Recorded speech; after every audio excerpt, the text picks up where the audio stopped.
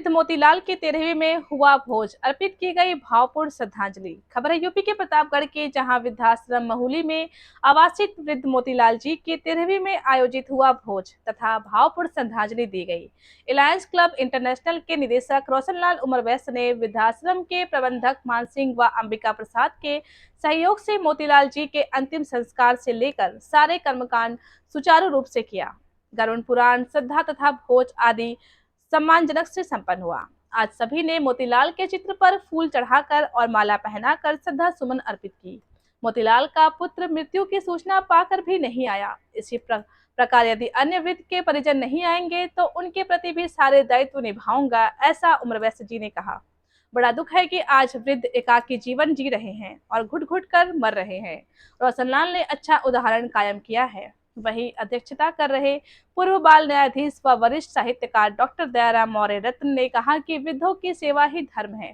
समाज के प्रबुद्धजनों को बच्चों में संवेदना व संस्कार विकसित करना चाहिए। रोशनलाल उमरवैश्य ने मोतीलाल जी के सारे कर्मकांड कर बहुत बड़ी मानवता की मिसाल पेश की है। वही वृद्धाश्रम के संचालक मान सिंह ने सभी के प्रति आभार प्रकट की। देखिए प्रतापगढ़ से डिस्ट्रिक्ट ब्यूरो चीफ विशाल रावत की रिपोर्ट। हमको मंडल साहब जी ने फ़ोन किया कि दादाजी आज नहीं रहे, तो हमने पहला प्रश्न उनसे यही कहा कि बर्फ़ की सुरंगी मंगा दी जा रही है, क्योंकि हमको मंडल साहब ने बताया था कि इनके बेटे जो हैं गुड़गांव में पोस्ट हैं। हमने कहा कि उनको बुलाया जाए, तो अंतिम जो क्रियाकर्म का दायित्व होता है वो बेटे का होता है।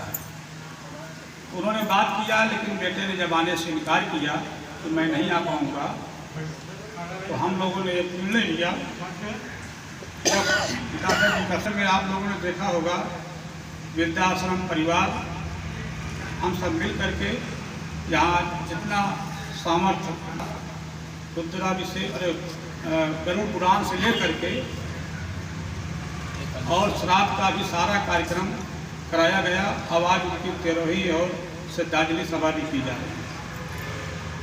मैं आज भी अपने सभी यहाँ रह रहे को मैं निभा सकूँ, मेरा यही रहेगा, क्योंकि मुझे उस दिन बहुत पीड़ा हुई।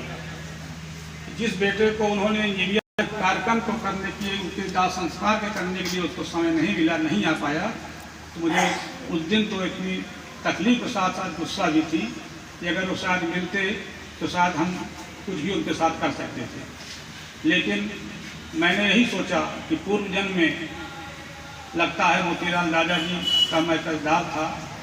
उन्होंने मैं कोशिश किया कि ज़्यादा से ज़्यादा उनकी आत्मा की शांति के लिए ये कार्यक्रम संपन्न हो, और उसमें वृद्धाश्रम परिवार ने जितना सहयोग किया तभी मैं कुछ कर पाया।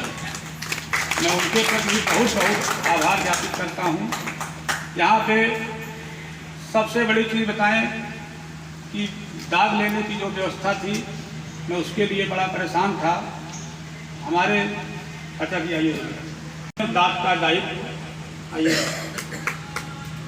दाग दिया और सारे कर्मठ किए। इसी क्रम में मैं शुभ मिश्रा जी को भी बुलाना चाहता हूँ। मैंने एक संकल्प भी लिया है। मैंने श्राद्ध के दिन ही सभी दादा से कह दिया था कि आप लोगों की स्वर्गलोकवासी होने पर पहली वरीयता मैं आपके परिवार को, बाल बच्चों को दूंगा। अगर वो मोतीलाल दादा की तरह नहीं आते हैं तो मैं सारा संकल्प ले चुका हूँ कि आपके दाह संस्कार से और वृद्धाश्रम परिवार करेगा। इतना जरूर आप सबके नामों पर चरण छू करके आशीर्वाद मांगता हूँ, और मैं आशा करता हूँ कि आप हमें आशीर्वाद देंगे, आगे सेवा का मौका भी देंगे। अभी आप लोगों ने देखा, क्योंकि जो दायित्व बुढ़ापे में बच्चों का होता है तो अपने माता पिता के नहीं वो कर पाए, इसीलिए हमने ये सोच करके आप हमारे मैनेजर साहब लोग जिनकी प्रेरणा से हम लोग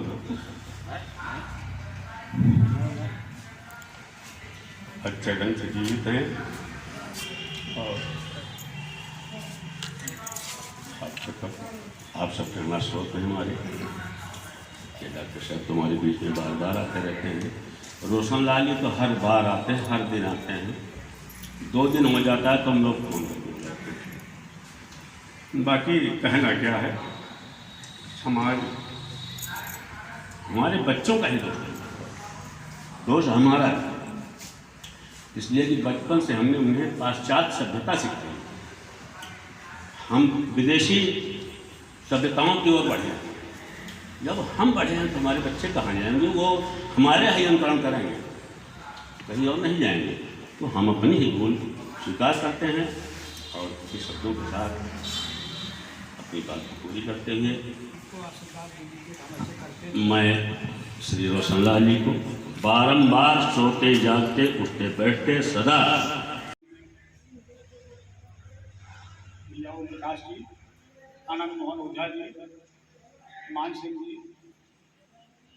अजय भैया जी और यहाँ पे 80 जो हमारे दादा दादी वृद्ध हैं, मैं सबका पहले तो चरण छूकर वंदन करता हूँ, अभिनंदन करता हूँ। आज मैं चाचा जी आपको बताना चाहता हूँ यह कार्यक्रम क्यों आयोजित किया गया। यहाँ पे दादा मोतीलाल जी काफ़ी दिनों से रहते थे। उनकी एकाएक तबीयत खराब हुई करीब 20-25 दिन पहले,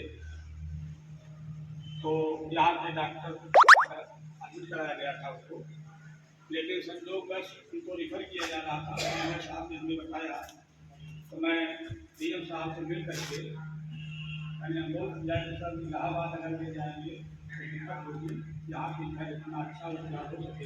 रोशनी जो उम्मीद से हमारे बीच उपस्थित माताओं और पिता तुल्य सज्जनों, भाई रोशन लाल जी से बात हुई। जब जानकारी यहाँ के कार्यक्रम के संदर्भ में 2-3 बिंदुओं पर उस पुण्यात्मा को जो हमारे बीच नहीं रहे,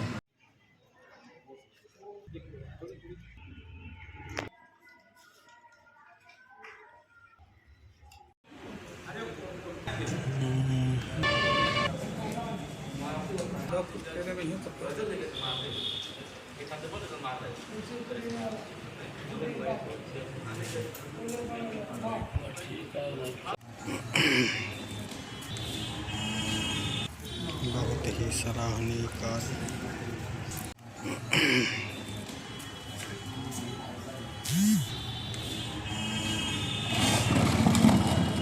बहुत ही सराहनीय कार्य।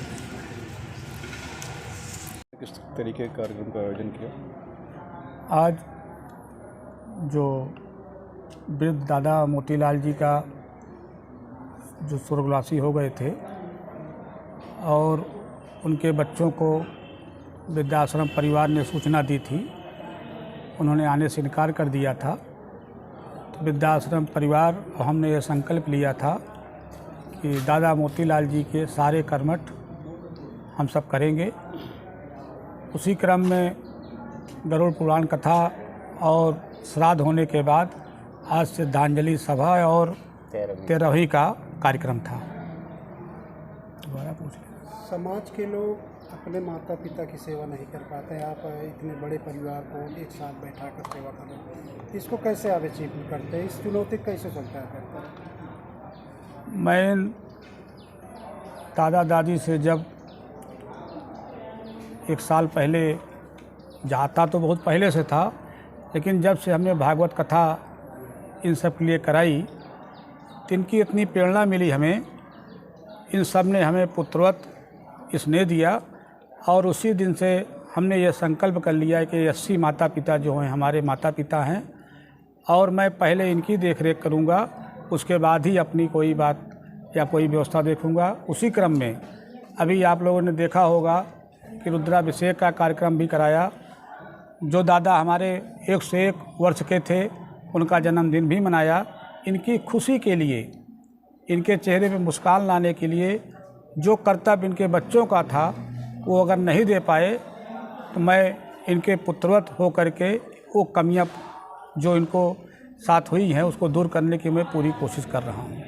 इसी क्रम में आपको बताना चाहता हूँ कि मुझे बड़ा सिंबल मिला कि जब दादा मोतीलाल जी का देहांत हुआ और मैनेजर साहब ने उनके बेटे को फ़ोन किया और उनका बेटा गुड़गांव में नौकरी करता है, इंजीनियर है, लेकिन जब उसने आने से इनकार किया तो कार्यक्रम तो दाह संस्कार के सब हो गए, लेकिन हमारे सामने एक बड़ी चुनौती थी कि दाह का कार्यक्रम कौन करेगा।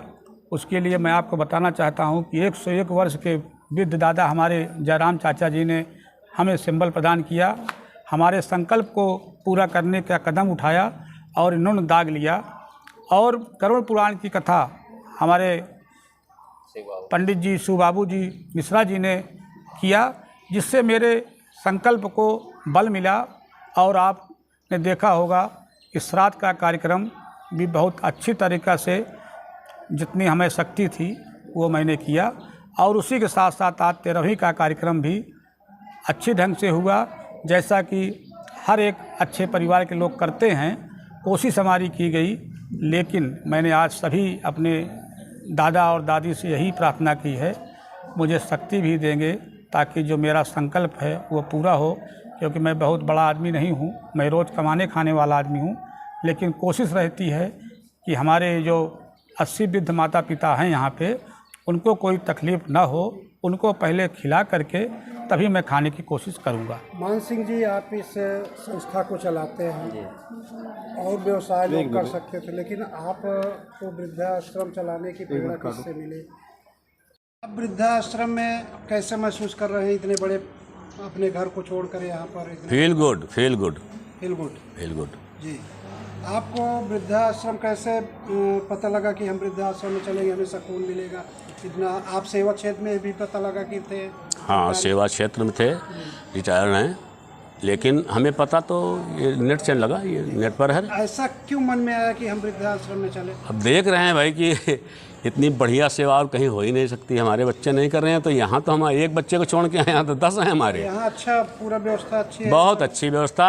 हम तो और जो इस तरह से हमसे अच्छी हालत में हों या हमसे ख़राब स्थिति में हों, हम उनसे निवेदन आपके चैनल के द्वारा करेंगे कि वो यहीं पर आकर रहें और सारी सुख सुविधाओं का वो लाभ लें।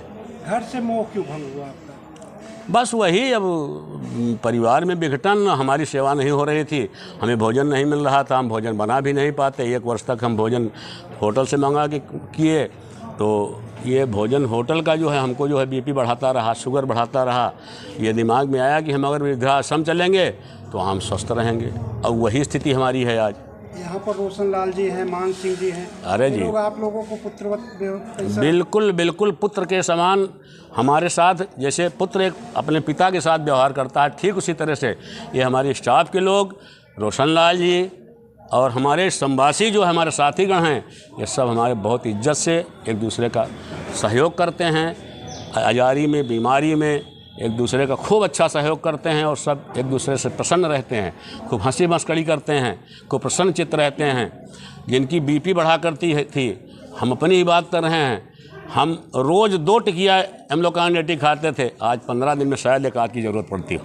जी, बहुत बहुत धन्यवाद। Thank you. के संचालक और भी कुछ व्यवसाय कर सकते थे, लेकिन आपने वृद्धाश्रम चलाने का ही संकल्प क्यों किया?